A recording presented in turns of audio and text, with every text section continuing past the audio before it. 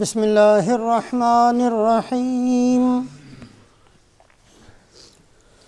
الحمد للہ نحمده ونستعینه ونستغفره ونؤمن به ونتوکل علیہ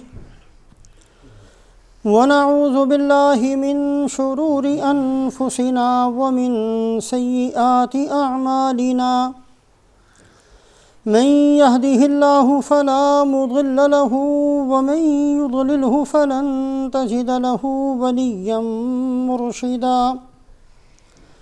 أما بعد فقال الله تبارك وتعالى أعوذ بالله من الشيطان الرجيم بسم الله الرحمن الرحيم ولا تحسبن الذين قتلوا في سبيل الله أمواتا بل أحياء عند ربهم يرزقون فرحين بما آتاهم الله من فضله ويستبشرون بالذين لم يلحقوا بهم من خلفهم ألا خوف عليهم ولا هم يحزنون يستبشرون بنعمة من الله وفضل وأن الله لا يضيع أجر المؤمنين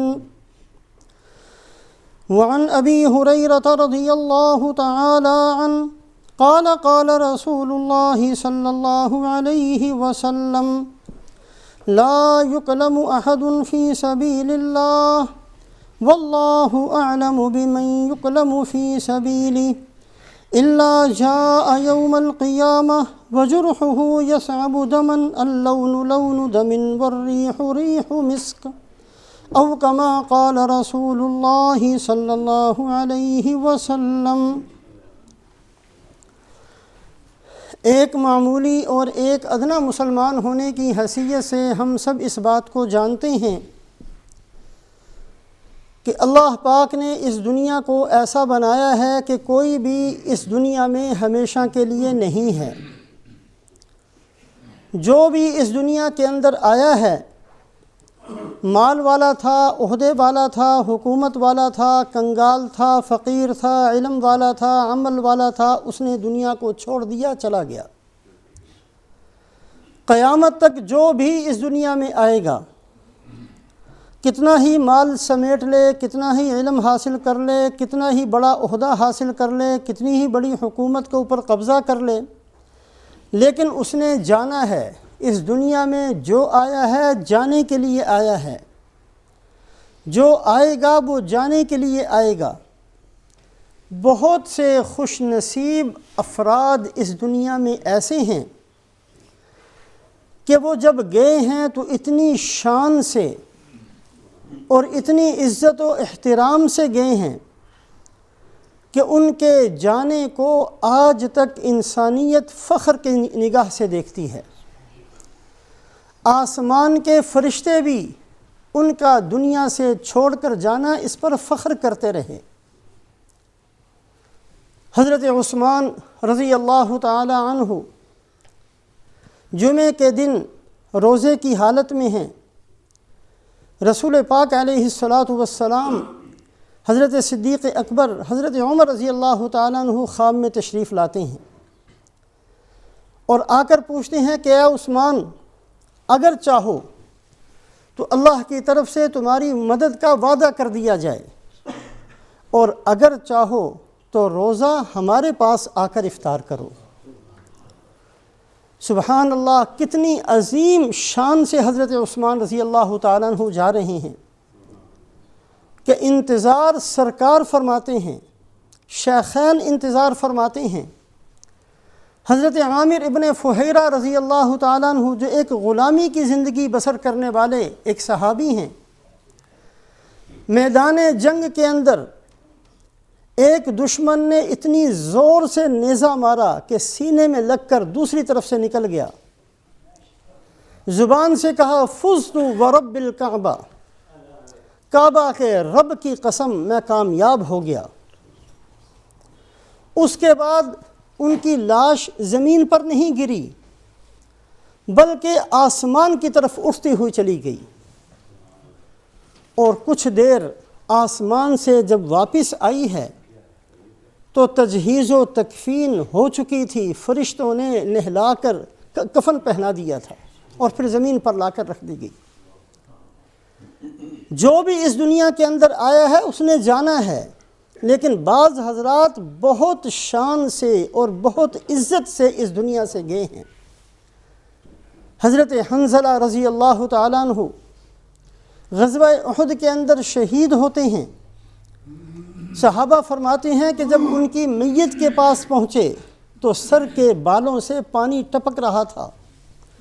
رسول پاک علیہ السلام نے فرمایا کہ ہمارے پہنچنے سے پہلے فرشتے ان کو غسل دے چکے۔ حضرت عبداللہ رضی اللہ تعالیٰ عنہ، یہ حضرت جابر ابن عبداللہ کے والد ہیں، حضرت عبداللہ رضی اللہ تعالیٰ عنہ شہید ہوتے ہیں۔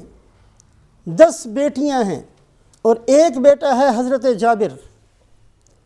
بیٹے کو باپ سے بڑی محبت، باپ کو بیٹے سے بڑی محبت، اکلوتا بیٹا، 10 بیٹیاں ایک بیٹا۔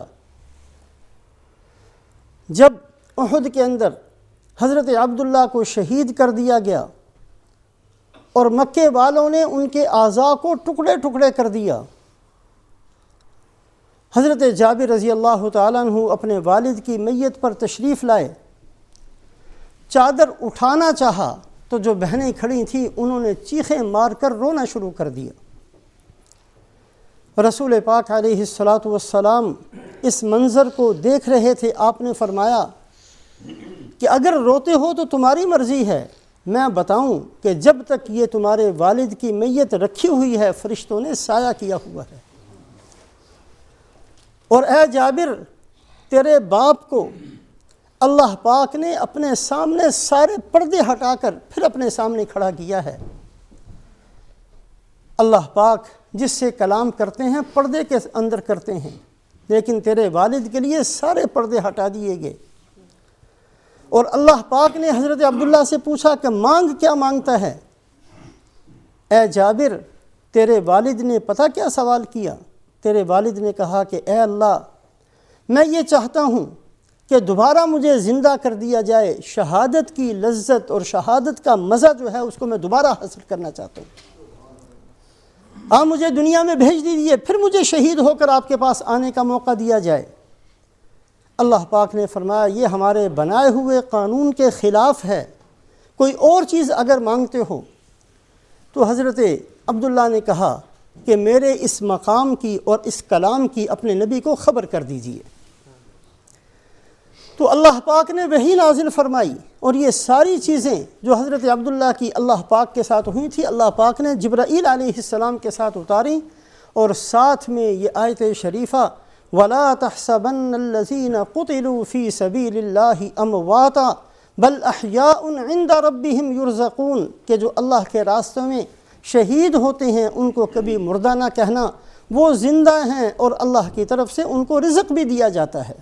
یہ آیت شریفہ بھی اللہ پاک نے نازل فرمائی۔ حضرت امام بخاری رحمۃ اللہ علیہ آخری رمضان کی آخری رات ہے جس رات میں ان کا انتقال ہوا۔ اگلے دن عید کا دن تھا جس دن ان کی نماز جنازہ پڑھی گئی ہے۔ ایک بہت بڑے اللہ والے اس زمانے کے اندر خواب میں رسول پاک علیہ السلام کو دیکھتے ہیں۔ آپ صلی اللہ علیہ وسلم صحابہ کی ایک جماعت کے ساتھ انتظار میں کھڑے ہیں۔ خواب دیکھنے والے بزرگ پوچھتے ہیں کہ یا رسول اللہ آپ کس کا انتظار فرما رہے ہیں؟ آپ صلی اللہ علیہ وسلم فرماتے ہیں کہ محمد ابن اسماعیل البخاری، امام بخاری آ رہے ہیں، میں ان کے استقبال کے لیے کھڑا ہوں۔ تو اس میں کوئی شک نہیں ہے کہ یہ دنیا اللہ نے ایسی بنائی ہے، جو اس دنیا کے اندر آیا ہے وہ جانے کے لیے آیا ہے، کوئی اس دنیا کے اندر رہنے کے لیے نہیں آیا۔ نہ عہدے والا رہا، نہ حکومت والا رہا، نہ مال والا رہا، نہ طاقت والا رہا، نہ قوت والا رہا، نہ اولاد والا رہا، نہ کسی اور چیز کا مالک اس دنیا کے اندر رہا۔ دنیا اللہ نے بنائی ایسی ہے، جو آیا ہے جانا ہے، قیامت تک جو آئے گا وہ جانے کے لیے آئے گا۔ بعض خوش نصیب افراد ایسے ہیں جو جاتے ہیں تو اتنی شان سے اور اتنی عزت و احترام سے جاتے ہیں کہ ان کی شان اور ان کی عزت و احترام پر زمین والے بھی فخر کرتے ہیں اور آسمان والے بھی فخر کرتے ہیں۔ بہت لمبی فہرست ہے شہدائے کرام کی، ان میں سے خاص طور سے محرم الحرام کے مہینے میں رسول پاک علیہ السلام کے نواسے حضرت حسین رضی اللہ تعالیٰ عنہ کی شہادت کو بھی بہت کثرت سے بیان کیا جاتا ہے۔ حضرت حسین رضی اللہ تعالیٰ عنہ آپ صلی اللہ علیہ وسلم کے نواسے بھی ہیں، اور ان کے بارے میں آپ صلی اللہ علیہ وسلم فرماتے ہیں حسین منی وانا من حسین، حسین میرا ایک حصہ ہے اور میں بھی حسین میں سے ہوں۔ مطلب یہ ہے کہ میں حسین کے ہر عمل کی تائید کرتا ہوں، جو بھی حضرت حسین کریں گے وہ حق والی بات کریں گے۔ اور ایک دوسری حدیث پاک کے اندر فرمایا کہ اللہم انی احبہ فاحبہ واحب من یحبہ، اے اللہ مجھے حسین سے بڑی محبت ہے، اے اللہ جو بھی حضرت حسین سے محبت رکھے آپ اس سے محبت رکھیے۔ اتنی عظیم ہستی رسول پاک علیہ السلام کے نواسے، ان کی شہادت بھی چونکہ محرم الحرام کے اندر ہوئی ہے، اس نسبت سے ان کی شہادت کا واقعہ بڑے اہتمام اور کثرت سے سنا اور سنایا جاتا ہے۔ ویسے شہدائے کرام کی بہت لمبی فہرست ہے، بہت خوش نصیب ہیں ایسے افراد جو اس شان سے گئے ہیں کہ ان کی زندگی سے زیادہ ان کی شہادتوں کو بیان کیا گیا، ان کی راحت و آرام سے زیادہ ان کی تکالیف کو بیان کیا گیا ہے۔ حضرت حسین رضی اللہ تعالیٰ عنہ انہی خوش نصیب افراد میں سے ایک فرد ہیں۔ 10 محرم الحرام کے اندر شہادت ہوتی ہے، 82 آدمیوں کا قافلہ اور مقابلے میں 22,000 کا لشکر، اور 34 اہل بیت کے افراد اس معرکے کے اندر شہید ہوئے۔ شہادت کا واقعہ بہت کثرت سے سنا اور سنایا جاتا ہے، لیکن ایک بات بہت اچھے طریقے سے ہم لوگ سامنے رکھیں کہ یہ واقعہ کوفہ کے قریب، کوفہ ایسا شہر تھا جس شہر کو حضرت علی رضی اللہ تعالیٰ عنہ نے دارالخلافہ بنایا تھا۔ مدینہ منورہ دارالخلافہ رسول پاک علیہ السلام کے زمانے میں، مدینہ منورہ دارالخلافہ تھا صدیق اکبر رضی اللہ تعالیٰ عنہ کے زمانے میں، مدینہ منورہ دارالخلافہ تھا حضرت عمر رضی اللہ تعالیٰ عنہ کے زمانے میں، اور مدینہ منورہ ہی دارالخلافہ تھا حضرت عثمان رضی اللہ تعالیٰ عنہ کے زمانے میں۔ حضرت علی رضی اللہ تعالیٰ عنہ کے زمانے کے اندر بہت سے مسائل ایسے پیش آ گئے جس کی وجہ سے مدینہ منورہ کو چھوڑ کر کوفہ کو حضرت علی رضی اللہ تعالیٰ عنہ نے اپنا دارالخلافہ قرار دیا۔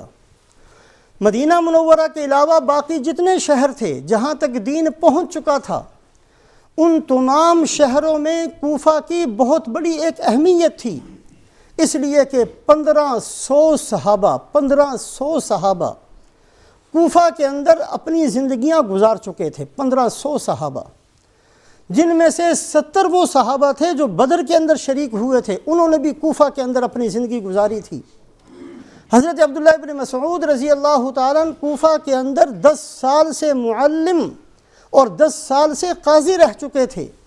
بہت ساری وجوہات کی وجہ سے کوفہ دارالخلافہ بنا دیا گیا، اس لیے کہ کوفہ علم کا مرکز تھا، کوفہ کے اندر بڑے بڑے لوگ تھے، کوفہ کے اندر سیاست کا گڑھ تھا، کوفہ کی بہت بڑی اہمیت تھی، جس کی وجہ سے حضرت علی رضی اللہ تعالیٰ عنہ نے کوفہ کو دارالخلافہ بنایا۔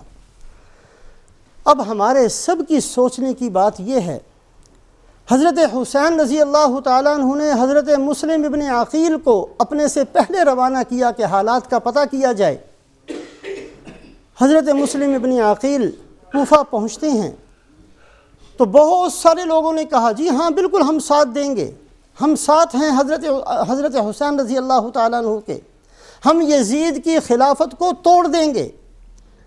ایک نماز کے اندر 40,000 افراد نماز پڑھاتے ہیں مسلم ابن عقیل، 40,000 آدمی اس ایک نماز کے اندر پیچھے کھڑے ہیں۔ جنہوں نے اپنی وفاداریاں حضرت حسین رضی اللہ تعالیٰ عنہ کو دینے کا وعدہ کیا ہے، نماز سے جب فارغ ہوئے ہیں، جب سلام پھیرا ہے تو ان 40,000 میں سے ایک بھی نہیں تھا۔ کوفہ بہت اہمیت کا حامل شہر ہے۔ کوفہ کے اندر صحابہ کی محنتیں موجود ہیں۔ کوفہ کے اندر حضرت عبداللہ ابن مسعود قاضی رہ چکے ہیں۔ کوفہ کے اندر بڑے بڑے صاحب علم لوگ موجود تھے اور ان کی محنتیں موجود تھیں۔ آخر یہ کیسے ہو گیا، یہ کیوں ہو گیا کہ اتنے بڑے لوگوں کے تربیت یافتہ بندے اس قدر کیسے پھر گئے کہ نماز کی نیت باندھتے ہیں تو 40,000 کا مجمع ہے اور سلام پھیرتے ہیں تو ایک بھی پیچھے نہیں ہے؟ یہ کیوں؟ یہ ایک بیماری ہے جو بہت عرصے سے صرف ان لوگوں کے اندر نہیں، آج میرے اندر بھی ہے، آج امت کے اندر بھی ہے، آج ہم سب اس بیماری کا شکار ہیں۔ اگر آج بھی خدا نہ خواستہ ایسا واقعہ پیش آ جائے تو شاید آج ہم میں سے بھی 40,000 میں سے سارے بھاگنے والے ہیں۔ وہ بیماری کون سی ہے؟ واقعہ تو ہم سنتے رہتے ہیں، سناتے رہتے ہیں۔ حضرت حسین رضی اللہ تعالیٰ عنہ کی شہادت کو بہت کثرت سے بیان کیا جاتا ہے، بہت کثرت سے سنا جاتا ہے، بہت عظیم ہستی ہے، کوئی شک نہیں ہے اس میں۔ لیکن آخر کیوں ایسے ہو گیا کہ وہ شہر جس کو حضرت علی رضی اللہ تعالیٰ عنہ خود دارالخلافہ بناتے ہیں، وہ شہر جس میں 1500 صحابہ آ کر زندگیاں گزارتے ہیں، وہ شہر جس کے اندر 70 بدری صحابہ آ کر لوگوں کو درس و تدریس اور لوگوں کو دین سکھاتے ہیں، یہ وہ بندے جنہوں نے صحابہ سے سیکھا تھا، ان کی حالت کیوں ایسی ہو گئی؟ یہ کیوں ایسے بدل گئے کہ 40,000 آدمی نیت باندھتے وقت موجود ہیں اور سلام پھیرتے وقت ایک بھی ان میں سے نہیں ہے؟ یہ کیوں ہوا؟ یہ صرف اس لیے، یہ ایک بیماری جو صدیوں سے ہم سب کے اندر موجود ہے۔ وہ بیماری یہ ہے کہ آج ہم سب کے سب جزوی دین پر راضی ہیں۔ آج ہم میں سے کوئی آدمی 95% دین پر، کوئی 90% دین پر، کوئی 85% دین پر، کوئی 80% دین پر، کوئی 10% دین پر، کوئی 5% دین پر، جس کے اندر دین کا جتنا حصہ ہے اسی کو کافی سمجھ کر، اسی کو جنت کا ٹھیکیدار اپنے آپ کو سمجھ کر اور اسی کو مغفرت کے لیے کافی سمجھ کر آج ہم میں سے ہر بندہ زندگی گزارتا ہے۔ حضرت ابو بکر رضی اللہ تعالیٰ عنہ کا وہ خطبہ قیامت تک امت کی ذمہ داری ہے کہ اپنے سامنے رکھے۔ حضرت ابو ہریرہ رضی اللہ تعالیٰ عنہ نے ایک دفعہ لوگوں کو اکٹھا کر کے ایک خطبہ دیا اور اس کے اندر فرمایا کہ اے لوگو، جس وقت رسول پاک علیہ السلام ہم سے جدا ہوئے ہیں اور صدیق اکبر رضی اللہ تعالیٰ عنہ کو خلیفہ بنا دیا گیا تھا، اگر اس وقت صدیق اکبر نہ ہوتے تو یہ دین اسی وقت ختم ہو جاتا۔ یہ بات کہنے والے حضرت ابو ہریرہ رضی اللہ تعالیٰ عنہ ہیں، جو نئے اسلام میں داخل ہوئے تھے۔ ان کی سمجھ میں بات نہیں آئی کہ یہ اتنی بڑی بات کیسے کہہ دی۔ 1,24,000 صحابہ موجود ہیں، آپ صلی اللہ علیہ وسلم کے زمانے کو بہت قریب وقت گزرا ہے، مدینہ ہے، مکہ ہے، قرآن ہے، حدیث ہے، راتوں کو رونے والے ہیں اور راتوں کو تہجد پڑھنے والے ہیں۔ یہ ابو ہریرہ رضی اللہ تعالیٰ عنہ نے کیسا کہہ دیا کہ اگر صدیق اکبر نہ ہوتے تو دین ختم ہو جاتا۔ بڑے صحابہ نے کہا کہ ابو ہریرہ ٹھیک کہتے ہیں، اس لیے کہ اس وقت کو یاد کرو جب رسول پاک علیہ السلام دنیا سے تشریف لے گئے۔ اس وقت ایک لشکر آپ صلی اللہ علیہ وسلم روانہ فرما چکے۔ کچھ لوگوں نے زکوٰۃ دینے سے انکار کر دیا۔ قریب کے جتنے حکومتیں تھیں انہوں نے فیصلہ کر لیا کہ مدینہ منورہ پر حملہ کر دیا جائے، اس لیے کہ ان کی جتنی مدد تھی وہ نبی کی وجہ سے تھی، نبی رہے نہیں، اب ان کی کوئی مدد نہیں ہونی، ہم ان کو پیس کر رکھ دیں گے۔ چاروں طرف سے حالات بگڑ گئے۔ آپ صلی اللہ علیہ وسلم کی جدائی کا غم ایک طرف ہے، آپ صلی اللہ علیہ وسلم نے جس لشکر کو روانہ کیا ہے اس کو بھی بھیجنا ہے، آپ صلی اللہ علیہ وسلم کی جتنی محنتیں ہیں ان کو بھی باقی رکھنا ہے، زکوٰۃ دینے سے جو انکار کرنے والے ہیں ان کا بھی مقابلہ کرنا ہے۔ اس وقت بڑے صحابہ نے یہاں تک کہ حضرت عمر رضی اللہ تعالیٰ عنہ جیسے صحابہ نے بھی حضرت صدیق اکبر رضی اللہ تعالیٰ عنہ سے فرمایا کہ آپ سمجھوتے کے ساتھ چلیے، ہمارے پاس اتنی طاقت نہیں ہے کہ ہم ہر ایک کے ساتھ لڑتے رہیں، زکوٰۃ کا جو انکار کرتے ہیں وقتی طور پر ان کو چھوڑ دیجئے، وہ کلمہ پڑھتے ہیں، وہ قرآن پڑھتے ہیں، اتنا قبول کر لیں، زکوٰۃ کا مسئلہ بعد میں ان کو سمجھا دیا جائے گا۔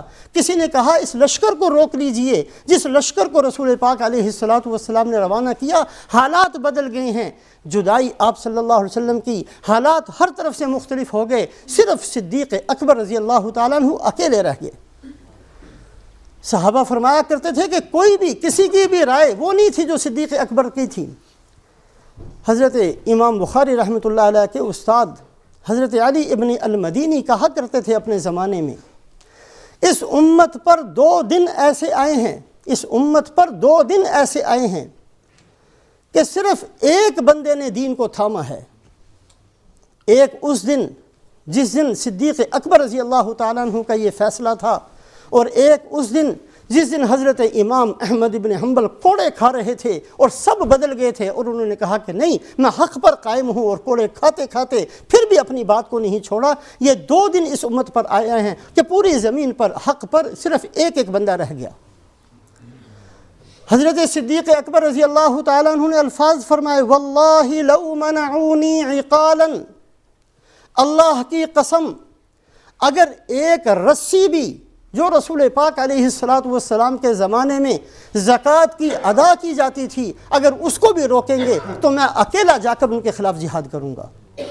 دین کی کمی کو میں برداشت نہیں کر سکتا، ہم زندہ رہیں اور دین کے اندر کمی آ جائے، یہ ہم سے نہیں ہوگا۔ ہم بڑی سے بڑی قربانی دینے کے لیے تیار ہیں، ہم اپنے آپ کو بالکل ہماری جانیں چلی جائیں ہمیں کوئی پرواہ نہیں۔ اور حدیث کی کتابوں کے اندر یہ جملہ حضرت صدیق اکبر رضی اللہ تعالیٰ عنہ کا منقول ہے، فرمایا لو جرت الکلاب بأرجل ازواج رسول اللہ صلی اللہ علیہ وسلم ما رددت جیشا وجہہ رسول اللہ صلی اللہ علیہ وسلم وما احللت لواء عقدہ رسول اللہ صلی اللہ علیہ وسلم۔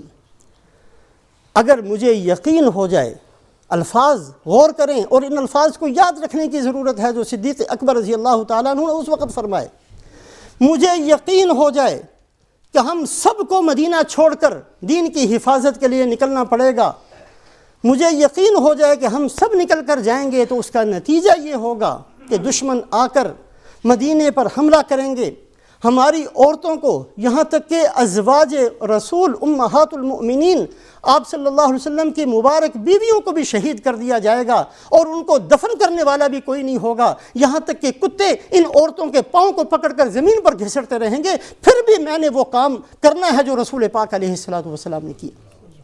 میں اس لشکر کو نہیں روک سکتا جس لشکر کو اللہ کے نبی نے روانہ کیا ہے، میں اس جھنڈے کو اتار کر نہیں رکھ سکتا جس جھنڈے کو رسول پاک علیہ السلام نے اپنے ہاتھ سے باندھا تھا۔ یہ وہ کلمات تھے کہ دین کی کمی ہم سے برداشت نہیں ہونی۔ جب تک اس اصول پر امت رہی ہے، کسی کی ہمت نہیں تھی، کسی کی جرت نہیں تھی کہ کوئی آنکھ اٹھا کر دیکھ سکے، اور جب سے یہ چیز کہ ہم نے سمجھوتا کیا ہے، کوئی 5% دین پر خوش ہے، کوئی 10% دین پر خوش ہے، کوئی کہتا ہے کہ جی ٹھیک ہے نماز پڑھ لینی چاہیے، سود کا کوئی مسئلہ ہے، کوئی بات نہیں، سود کھا لو، سود دے دو، سود لے لو، کوئی بات نہیں، کوئی کہتا ہے جی بس لباس کی کوئی بات نہیں ہے، کوئی کہتا ہے کہ کسی اور چیز کی کوئی بات نہیں۔ آج ہم نے جو بے دینی کو اختیار کر لیا اور کسی نے دین کے کچھ حصے پر رضامندی کو ظاہر کر دیا، یہی وہ بیماری تھی جس کی وجہ سے کوفہ کے وہ بندے جنہوں نے صحابہ سے دین سیکھا تھا، کوفہ وہ شہر جس کو حضرت علی رضی اللہ تعالیٰ عنہ نے اپنا دارالخلافہ بنایا تھا، کوفہ وہ شہر جس کے اندر 70 بدری صحابہ نے زندگیاں گزاری تھیں، کوفہ وہ شہر جس کے اندر حضرت عبداللہ ابن مسعود جیسے 10 سال کے لیے معلم اور قاضی رہ چکے تھے، اسی کوفہ کے بندوں نے اس کردار کا ثبوت دیا ہے کہ 40,000 آدمی تکبیر اولیٰ کے وقت ساتھ ہیں، اور سلام پھرتا ہے تو سب کے سب چھوڑ کر بھاگ جاتے ہیں، سلام پھرتے وقت ایک بھی حضرت حسین رضی اللہ تعالیٰ عنہ کا ساتھ دینے والا نہیں تھا۔ یہ کیوں ہوا؟ 22,000، یہ 22,000 کوئی کافروں کا لشکر نہیں تھا، یہ 22,000 کوئی کسریٰ کی طرف سے نہیں آئے تھے، یہ 22,000 کوئی قیصر کی طرف سے نہیں آئے تھے، یہ 22,000 وہی تھے جنہوں نے نمازیں بھی پڑھی تھیں، جو قرآن کی تلاوت بھی کرنے والے تھے، جو اپنے آپ کو مسلمان بھی کہا کرتے تھے، جو سب کچھ کرنے والے، اور پھر اتنے بڑے جرم کا ارتکاب کیا، اس لیے کہ یہ بیماری جب تک ہمارے اندر رہے گی، جب تک اللہ کی مدد سے یہ امت محروم رہے گی۔ یہ بیماری کا جتنا دین ہے بس میں اس پر راضی ہوں، مجھے اس سے زیادہ کی ضرورت نہیں ہے، کوئی مجھے اس سے زیادہ کی بات نہ بتائے۔ ہر آدمی اپنے دین کے حصے پر خوش ہو کر بیٹھا ہوا ہے، اس سے زیادہ کے لیے ہم تیار نہیں ہیں۔ یہی وہ بیماری تھی جو کوفہ والوں کے اندر موجود تھی۔ جب تک انسان خود اپنی اصلاح کا ارادہ نہ کرے، بڑے سے بڑا معلم، یہاں تک کہ بڑے سے بڑے نبی کی محنت بھی اس پر کارگر ثابت نہیں ہوتی۔ رسول پاک علیہ السلام سے بڑا معلم دنیا کے اندر نہیں آیا، آپ سے بڑا مصلح دنیا کے اندر نہیں آیا، آپ سے بڑا شفقت کرنے والا اس دنیا میں اللہ نے پیدا نہیں کیا۔ آپ کی ذات وہ ہے کہ رؤوف اور رحیم، اللہ نے آپ کی صفت کو بیان کیا ہے۔ رحمت للعالمین، اللہ نے آپ کو بنا کر بھیجا ہے۔ کیا ہوا؟ ابو جہل کو کیوں نہیں فرق پڑا؟ ابو جہل نے رسول پاک علیہ السلام کو ایک دفعہ نہیں، زندگی میں ہزاروں دفعہ دیکھا تھا۔ آپ صلی اللہ علیہ وسلم کے چہرے مبارک کو دیکھنے کے باوجود محروم کیوں رہا؟ کیوں جہنمی بن کر دنیا سے گیا؟ آپ صلی اللہ علیہ وسلم کی زبان مبارک سے وہ بہترین کلمات اس بدبخت نے ہزاروں دفعہ سنے تھے۔ اس بدبخت نے قولوا لا الہ الا اللہ تفلحوا، یہ کلمہ رسول پاک علیہ السلام سے سنا تھا۔ یہ بات رسول پاک علیہ السلام کی زبان مبارک سے ابو جہل نے کئی دفعہ سنی تھی کہ اے لوگو، ایک کلمہ جانتا ہوں، اگر تم اس کو کہہ لو گے تملک العرب والعجم، میں وعدہ کرتا ہوں کہ اللہ عرب اور عجم پر تمہیں حکومت دیں گے۔ یہ بات ابو جہل نے آپ صلی اللہ علیہ وسلم سے بلا کسی واسطے کے سنی تھی، پھر بھی اس بدبخت کو کوئی فائدہ نہیں ہوا، کفر کے ساتھ جیا ہے، کفر کے ساتھ مرا ہے، جہنم کے اندر پہنچا ہے۔ آپ صلی اللہ علیہ وسلم کے دشمنوں میں سب سے بڑا اس کا مقام ہے۔ آپ صلی اللہ علیہ وسلم فرماتے ہیں ہر امت کے اندر ایک فرعون ہوتا ہے، میری امت کا فرعون ابو جہل ہے۔ جب تک انسان خود ارادہ نہ کرے کہ میں نے ٹھیک ہونا ہے، اللہ پاک کی طرف سے مدد نہیں آیا کرتی۔ اللہ کسی کو زبردستی ٹھیک نہیں کیا کرتے۔ رسول پاک علیہ السلام سے بڑی کوئی ذات نہیں، آپ صلی اللہ علیہ وسلم سے بہتر محنت کرنے والا کوئی دنیا کے اندر نہیں۔ آپ صلی اللہ علیہ وسلم کی محنت بھی ابو جہل پر فائدہ مند ثابت نہیں ہوئی۔ اگر کوئی بیٹا ٹھیک نہ ہونا چاہے تو حضرت نوح علی نبینا وعلیہ السلام 950 سال محنت کرنے والے اللہ کے برگزیدہ نبی، سلام علی نوح فی العالمین، اللہ قرآن میں فرماتے ہیں کہ میں سلامتی بھیجتا ہوں حضرت نوح علیہ السلام پر سارے جہانوں کے اندر۔ اتنے بڑے نبی کی محنت بیٹا نہیں تیار، نہیں سننا چاہتا، نہیں ماننا چاہتا۔ نبی محنت کرنے والے ہیں، شفقت بھی ہے، محبت بھی ہے، طریقہ بھی ہے، سلیقہ بھی ہے، ہر چیز اللہ نے نبی کو دی ہوتی ہے۔ اس کے باوجود حضرت نوح علیہ السلام محنت فرماتے ہیں لیکن اس پر کوئی اثر نہیں ہوتا۔ آپ صلی اللہ علیہ وسلم کو اللہ یہی فرماتے ہیں انما تنذر من اتبع الذکر وخشی الرحمن بالغیب۔ اے محمد صلی اللہ علیہ وسلم، آپ اسی پر محنت کریں گے اور اسی کو فائدہ ہوگا جو آپ سے نصیحت سننا چاہتا ہے۔ وذکر بالقرآن من یخاف وعید، یہ قرآن جو ہم نے آپ کے لیے اتارا ہے، جس میں شفا ہے، قرآن جس کے اندر نصیحت ہے، قرآن جس کے اندر خیر خواہی ہے۔ قرآن اگر ہم پہاڑوں پر اتارتے تو وہ ریزہ ریزہ ہو جاتے، اتنا بڑا اللہ کا قرآن۔ وذکر بالقرآن من یخاف وعید، اس قرآن سے فائدہ اسی کو ہوگا جو قرآن پڑھتے ہوئے اللہ جن چیزوں سے ڈراتے ہیں ان سے ڈرے گا، ورنہ یہ قرآن ایک کان سے گھستا ہے دوسرے کان سے نکل جاتا ہے۔ اگر انسان خود اپنی اصلاح کا ارادہ نہ کرے، خود اگر اپنے آپ کو ٹھیک کرنا نہ چاہے تو کسی نبی کی محنت بھی کسی بندے پر مفید نہیں ہوا کرتی۔ تو بہرحال کوفہ والوں کا یہ کردار یہ کردار صرف اس لیے کہ وہ جزوی دین پر امت نے راضی ہونا، جزوی دین پر خوش رہنا، جب سے یہ بیماری اس امت کے اندر آئی ہے ہزارہا مصیبتوں کا ہم شکار ہوئے ہیں۔ ولید عبد الملک ابن مروان بنو امیہ کا حکمران ہے، 21 سال حکومت کی اور 21 سالوں کے اندر افریقہ تک علاقہ فتح کیا، اسلام کا جھنڈا افریقہ تک پہنچا دیا۔ بڑے کارنامے ہیں، بہت بڑے بڑے کارنامے عبد الملک ابن مروان۔ ان سارے کارناموں کے ساتھ حجاج ابن یوسف کو تمام ظلم کرنے کی اجازت بھی اسی نے دی تھی۔ حجاج ابن یوسف سے بڑا ظالم شاید کسی بھی امت میں پیدا نہیں ہوا۔ 1,20,000 کو قتل کرنے والا، 1,20,000 کون ہیں؟ ان میں تابعین بھی ہیں، ان میں صحابہ بھی ہیں، ان میں تبع تابعین بھی ہیں، ان میں مرد بھی ہیں، ان میں بوڑھے مرد بھی ہیں، ان میں کنواری بچیاں بھی ہیں۔ 1,20,000 کا قاتل، اتنا بڑا ظالم، اور یہ ساری اجازت کس کی طرف سے ملی؟ عبد الملک ابن مروان کی طرف سے ملی۔ حضرت عبداللہ ابن زبیر کا مقابلہ کہاں جا کر کیا؟ مکہ میں جا کر کیا۔ جبل ابی قبیس، جو آج جہاں بادشاہوں نے اپنے محل بنا رکھے ہیں، اس پہاڑ کے اوپر منجنیق نصب کر کے پتھر کے گولے برسائے ہیں، اور وہ گولے بیت اللہ کو بھی آ کر لگے ہیں۔ کس نے؟ حجاج ابن یوسف نے۔ اور کس کی اجازت سے؟ عبد الملک ابن مروان کی اجازت سے۔ اس میں کوئی شک نہیں کہ کارنامے بھی بہت ہیں۔ 21 سال حکومت کی ہے، بڑی فتوحات ہیں، بڑے کارنامے ہیں، لیکن ساتھ میں بے دینی بھی ہے۔ اس کا بیٹا ولید ابن عبد الملک 3 دن کے اندر قرآن پورا پڑھتا تھا، معمول تھا 3 دن میں، ہر تیسرے دن قرآن ختم کرتا، نماز کا، روزے کا، تہجد کا پابند تھا۔ بڑے کارنامے ہیں، بڑا نیک صاحب سیرت شمار ہوتا تھا۔ لیکن یہ قانون بنانے والا کہ منبر پر بیٹھ کر خطیب کے لیے ضروری ہے کہ حضرت علی رضی اللہ تعالیٰ معاذ اللہ ثم معاذ اللہ، حضرت علی رضی اللہ تعالیٰ عنہ کا نام لے کر سود اللہ وجہہ،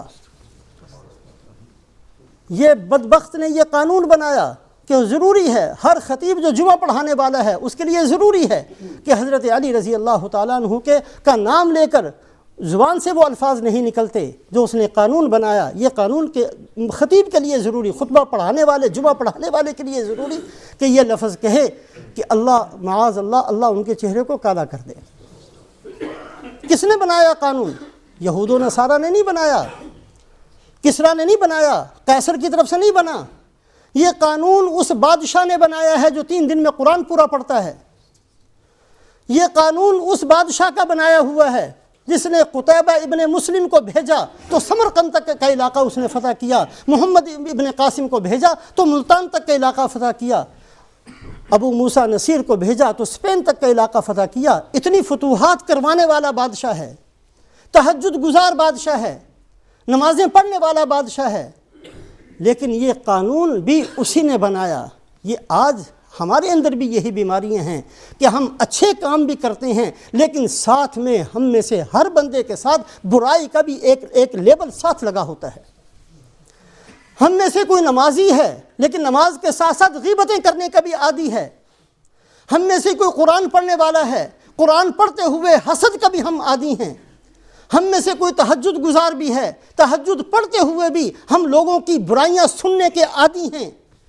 ہم بہت ساری نیکیاں کرتے ہوئے، مسجدوں کو چندہ دیتے ہوئے، مدرسوں کو چندہ دیتے ہوئے، غریبوں، یتیموں، مسکینوں کے اوپر خرچ کرتے ہوئے بہت ساری برائیوں کے بھی عادی ہیں، اس لیے کہ آج نہیں بلکہ صدیوں سے ہم نے جزوی دین پر، دین کے ایک حصے پر راضی رہنا اس کو کافی سمجھ لیا۔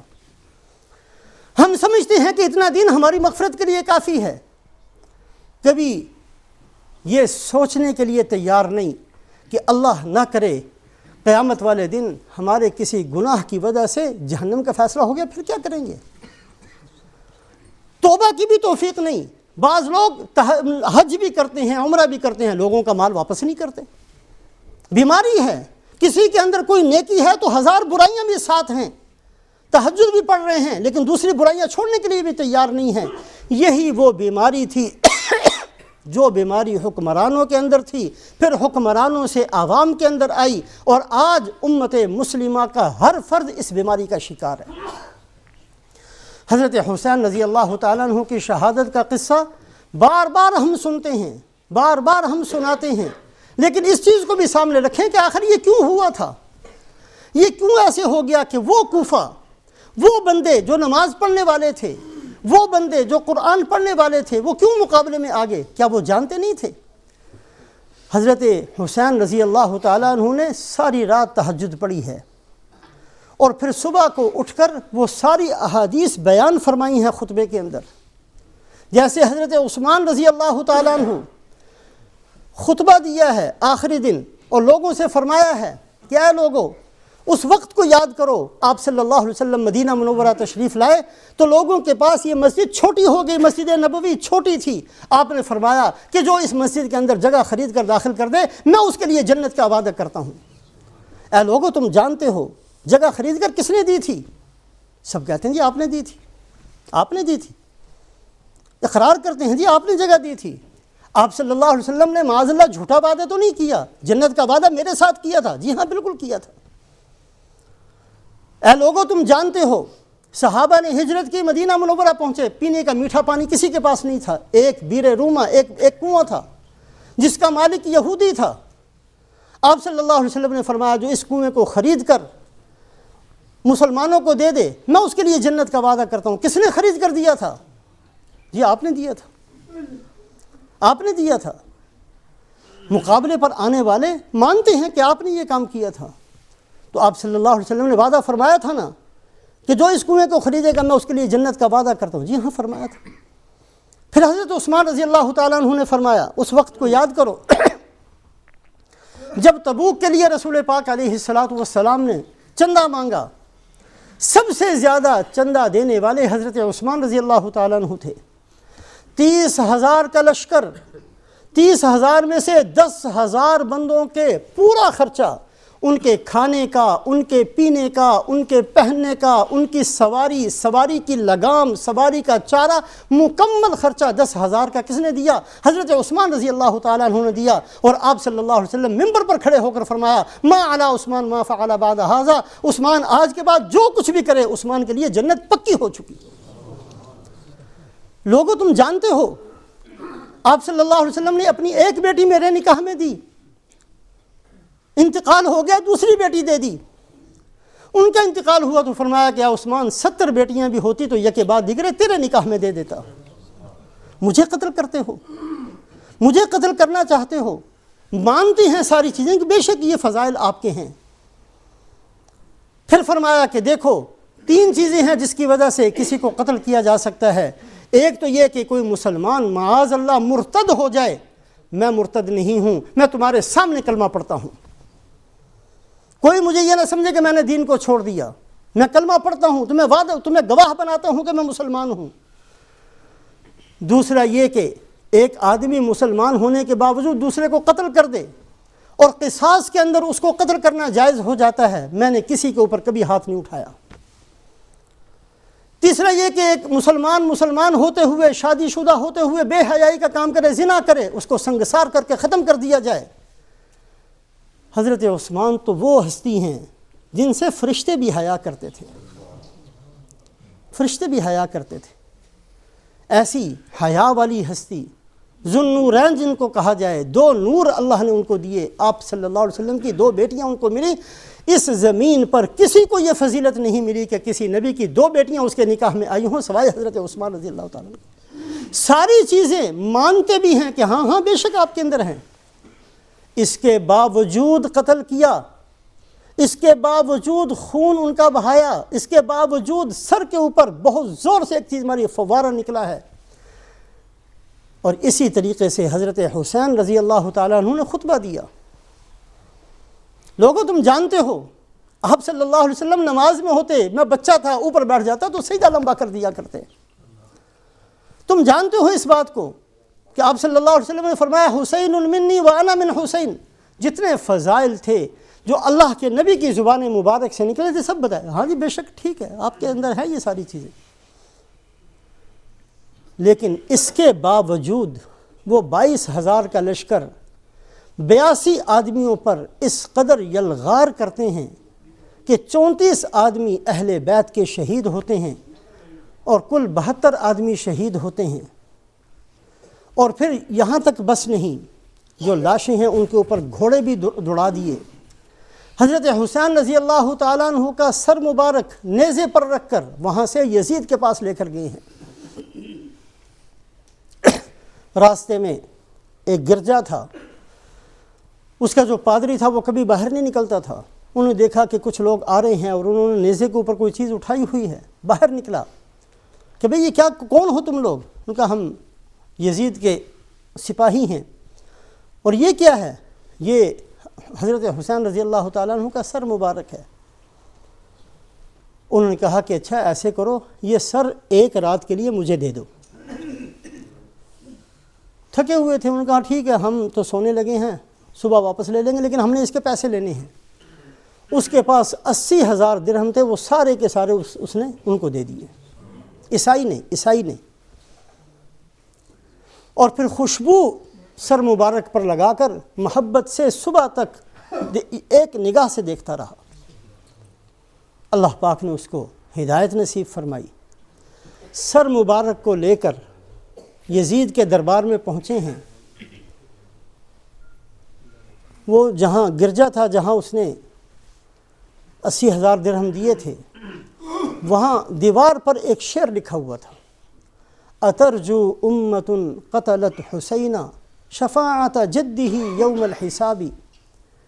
ایسی امت قیامت والے دن جنہوں نے حسین کو قتل کیا ہے، ان کے نانا کی شفاعت کی کیسے امید رکھیں گے؟ یہ شعر انہوں نے کہا یہ کس نے لکھا؟ کہا یہ تو صدیوں سے، ہم بہت چھوٹے تھے اس وقت سے لکھا ہوا ہے. قانون قدرت میں پہلے سے یہ چیزیں طے تھیں، لیکن سبب کون بنا ہے؟ سبب بننے والے وہی تھے جو نمازیں پڑھنے والے تھے، سبب بننے والے وہی تھے جو تہجدیں پڑھنے والے تھے. صرف اس بیماری کی وجہ سے کہ جزوی دین پر راضی رہنا اس امت نے سیکھ لیا. دوسری اس بات کو سامنے رکھا جائے، والعاقبۃ للمتقین، یہ اللہ کا اٹل قانون ہے. انجام کار دنیا میں کچھ بھی ہو جائے، لیکن انجام کار عزت، احترام، غلبہ، شرافت، بزرگی اللہ پاک تقوی والوں کو ہی دیتے ہیں. جو کچھ بھی نظر آئے، بظاہر نظر یہی آیا کہ امام بخاری رحمۃ اللہ علیہ کو جلا وطن کر دیا گیا، لیکن اللہ نے عزت امام بخاری کو دی ہے، ان بدبختوں کو نہیں دی جنہوں نے اپنے علاقے سے نکال دیا تھا. والعاقبۃ للمتقین، یہ اللہ کا اعلان ہے، اللہ کا بنایا ہوا اٹل ناقابل تبدیل قانون ہے. انجام کار دنیا میں کتنی ہی مصیبتیں سہتے چلے جائیں نیک لوگ، دنیا میں کچھ بھی مصیبتیں اور حالات جیسے ان کے اوپر آتے چلے جائیں وہ سہتے چلے جائیں، لیکن اللہ پاک انہی کو پھلا پھولتا رکھتے ہیں، انہی کو عزت دیتے ہیں، انہی کا نام دنیا کے اندر بچتا ہے، انہی کا نام دنیا کے اندر چلتا ہے. یزید کے 15 بیٹے تھے، 5 بیٹیاں تھیں. حضرت حسین رضی اللہ تعالیٰ عنہ کے 7 حقیقی بھائی شہید ہوئے ہیں کربلا کے اندر. اولاد بھی جتنی نرینہ تھی سب کی سب شہید ہو گئی، صرف ایک چھوٹا بچہ جو بعد میں امام زین العابدین کے نام سے مشہور ہوئے ہیں. یہ حضرت حسین رضی اللہ تعالیٰ عنہ کی اولاد میں سے نرینہ اولاد صرف ایک بیٹا بچا، ایک بیٹا، صرف ایک بیٹا. یزید کے 15 بیٹے ہیں، 5 بیٹیاں ہیں. حضرت حسین رضی اللہ تعالیٰ عنہ کی نسل برکت کے ساتھ آج تک ہزاروں، لاکھوں، کروڑوں کے حساب سے موجود ہیں اور قیامت تک رہیں گے. آپ نے کسی کو نہیں دیکھا ہوگا جو یہ کہے کہ میں یزیدی نسل میں سے ہوں. والعاقبۃ للمتقین، انجام کار اللہ عزت دیتے ہی تقوی والوں کو ہیں. ہم سبق سیکھیں ان چیزوں سے. بعض دفعہ وقتی طور پر وقتی خواہش کو پورا کرنے کے لیے وقتی طور پر ہم حرام کا ارتکاب کرتے ہیں، حرام حلال کو نہیں سوچتے، صرف اس لیے کہ آج جو مجھے تھوڑے سے پیسوں کی ضرورت ہے وہ مجھے مل جائے، حرام سے ملے حلال سے ملے، کوئی مسئلہ کیا کہتا ہو، شریعت کیا کہتی ہو، قرآن کیا کہتا ہے، حدیث چھوڑو، سب کو ایک طرف رکھ دو۔ میری جیب میں کچھ آ جائے، کسی کی جیب کاٹ کر ہی آ جائے، کسی کی گردن کاٹ کر آ جائے، مجھے مل جائے، مجھے، یہ جو ایک ہوس ہے، ایک ہرس ہے جس نے ہمیں کہیں کا نہیں چھوڑا، جو آج بہت سارے بے حیا بندے صرف ویزا لینے کے لیے اور 4 ٹکے کمانے کے لیے اپنے آپ کو مرزائی ظاہر کر دیتے ہیں، صرف اس لیے سیاسی پناہ چاہیے۔ اور کتنا کہ ہم دنیا کے پیچھے بھاگیں گے، کتنا کہ ہم نے دنیا لے لینی ہے۔ والعاقبۃ للمتقین، کنگال ہو ایک آدمی، فقیر ہو ایک آدمی، وہ بیچارے کے پاس کپڑے نہیں ہیں پہننے کے لیے، کھانے کے لیے روٹی نہیں ہے، وہ تقوی پر قائم رہا، اللہ اپنا وعدہ پورا کریں گے، وہ چلے گا، اس کی نسل چلے گی، اس کا گھر آباد ہوگا، اس کی نسل آباد ہوگی، اللہ عزت و احترام کے ساتھ اس کے گھر کو باقی رکھیں گے، یہ اللہ کا وعدہ ہے۔ چلی ہے امام بخاری رحمۃ اللہ علیہ کی نسل، چلی ہے امام احمد ابن حنبل کے ماننے والوں کی نسل، آج بھی چلی ہے۔ ٹھیک ہے، ایک وقت آیا تھا کوڑے کھا رہے ہیں، ایک وقت تھا امام ابو حنیفہ، ٹھیک ہے ایک وقت تھا جیل کے اندر ہیں، اللہ نے عزت و احترام انہی کا باقی رکھا ہے۔ والعاقبۃ للمتقین، یہ اللہ پاک نے اصول بیان فرمایا۔ جس وقت حضرت موسیٰ علیہ السلام تشریف لائے اور موسیٰ علیہ السلام کو ان کی قوم نے، ماننے والوں نے کہا اوذینا من قبل ان تأتینا ومن بعد ما جئتنا، اے موسیٰ آپ کے آنے سے پہلے بھی ہم مصیبت میں تھے، آپ کے آنے کے بعد بھی مصیبت میں ہیں، اس لیے کہ فرعون نے ظلم چھوڑے نہیں تھے، جو بچہ پیدا ہو جائے قتل کر دو، یہ کر دو، وہ یہ جو قانون بار بار بناتا تھا، وہ بیچاری قوم جو پسی ہوئی قوم تھی۔ حضرت موسیٰ علیہ السلام کے سامنے جب یہ کہا اوذینا من قبل ان تأتینا ومن بعد ما جئتنا قال عسى ربكم ان يهلك عدوكم ويستخلفكم في الارض والعاقبۃ للمتقین، فرمایا کہ نہیں، گھبرانے کی بات نہیں، یہ ہوتا ہے دنیا کے اندر، تکلیفیں آتی ہیں، پریشانیاں آتی ہیں، کڑوی کسیلی سننی پڑتی ہے، کسی کی گالیاں بھی سننی پڑتی ہیں، یہ حالات آتی ہیں، والعاقبۃ للمتقین، لیکن اللہ پاک انجام کار عزت انہی کو دیتے ہیں جو تقوی کے ساتھ جیتے ہیں۔ میرے محترم بزرگوں اور دوستوں، ضرورت ہے ہم سب کو اپنی زندگیوں کے رخ کو بدلیں، تقوی کی بنیاد پر جینا سیکھیں، تقوی کی بنیاد پر اولادوں کی زندگیاں آ جائیں، اس کو سیکھیں، تقوی کی بنیاد پر ہمارا گھر چلے، تقوی کی بنیاد پر ہماری دکان چلے، تقوی کی بنیاد پر ہماری راتیں گزریں، تقوی کی بنیاد پر ہمارا دن گزرے، تقوی کی بنیاد پر ہمارا کھانا ہو، تقوی کی بنیاد پر ہمارا پینا ہو، پھر اللہ پاک دکھائیں گے کہ کیسے اللہ پاک آسمانوں سے فرشتے اتارتے ہیں اور کیسے مدد اتارتے ہیں۔ اللہ کا یہ وعدہ ہے جو اٹل وعدہ ہے، والعاقبۃ للمتقین، اللہ پاک انجام کار عزت تقوی والوں کو ہی دیا کرتے ہیں۔